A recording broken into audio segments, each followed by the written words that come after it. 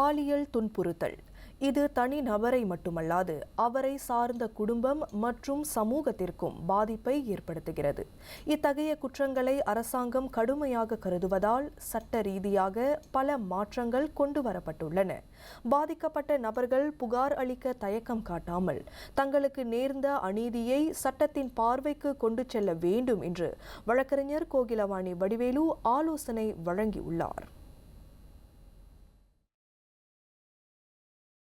இப்போ வந்து sexual harassment anti sexual harassment act 2022 2022 வந்து புதுசாக கேம் இன்டு ஃபார்ஸில் நடக்கும்போது அங்கே வந்து ஒரு ட்ரைபுனல் வந்து நம்மளுக்கு திறந்தாங்க. அதாவது ட்ரைபுனல் வந்து என்ன, இப்போ வந்து ஒரு கோர்ட் மாதிரி, ஆனால் அது ஒரு ட்ரைபுனல். நீங்கள் வந்து உங்கள் கம்ப்ளைண்ட்டை வந்து அங்கே முன்னெடுக்கலாம், கோர்ட்லேயும் போய் முன்னெடுக்கலாம். லேபர் கோர்ட்ஸில் வந்து செக்ஷுவல் ஹராஸ்மெண்ட் அட் ஒர்க் பிளேஸ்க்கு அவங்க கிட்ட கூட்டிகிட்டு போகலாம். அதே நேரத்தில் நீங்கள் வந்து இந்த ட்ரைபுனலில் போய் கூட உங்களோட கம்ப்ளைண்ட்டை பதிவு செய்யலாம். பாலியல் துன்புறுத்தல் என்பது உடல் ரீதியான செயல்களுக்கு மட்டுமல்ல, ஆபாசமான வார்த்தைகள், இரட்டை அர்த்த பேச்சுகள், தேவையற்ற செய்கைகள், முக பாவனைகள், குறுஞ்செய்திகள், சமூக ஊடகங்கள் அல்லது இணையம் வழியாக அனுப்பப்படும் பாலியல் தன்மை கொண்ட தகவல்கள் உட்பட பல்வேறு வடிவங்களிலும் பலர் பாலியல் துன்புறுத்தலுக்கு ஆளாகிறார்கள். தனி நபரின் மரியாதை, பாதுகாப்பு உணர்வு மற்றும் மனநலனை பாதிக்கக்கூடிய இத்தகைய செயல்கள் சட்டத்தின் கீழ் குற்றமாக கருதப்படுகின்றன.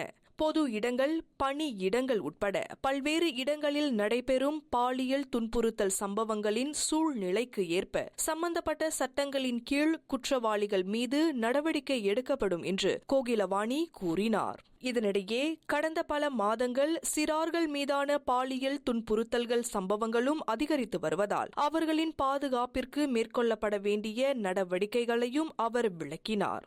புது சட்டங்கள் வந்து பல நல்ல சட்டங்கள் வந்து முன்னேறி இருக்கு.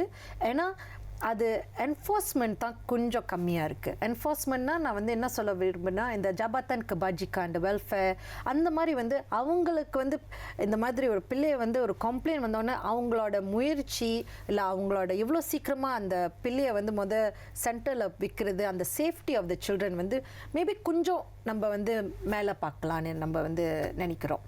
பணி இடங்களில் பாலியல் துன்புறுத்தலுக்கு ஆளானவர்கள் குற்றம் புரிந்தவர் உயர் பதவியில் இருப்பவராக இருந்தாலும் தயங்கக்கூடாது. தங்களுக்கான நீதி கிடைப்பதை உறுதி செய்ய உரிய அதிகாரிகளிடம் புகார் அளித்து சட்ட நடவடிக்கை மேற்கொள்ள முன்வர வேண்டும் என்று கோகிலவாணி அறிவுறுத்தினார்.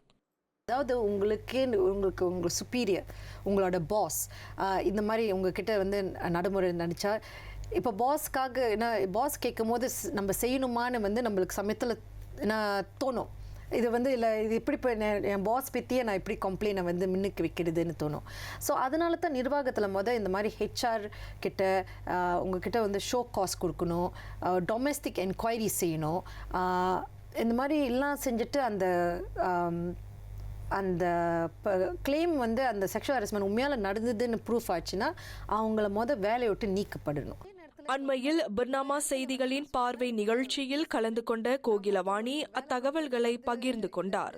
பர்னாமா செய்திகள் தயாரிப்பிலான பார்வை கலந்துரையாடல் நிகழ்ச்சி ஒவ்வொரு ஞாயிற்றுக்கிழமை இரவு மணி 7:30க்கு ஒளியேறும்.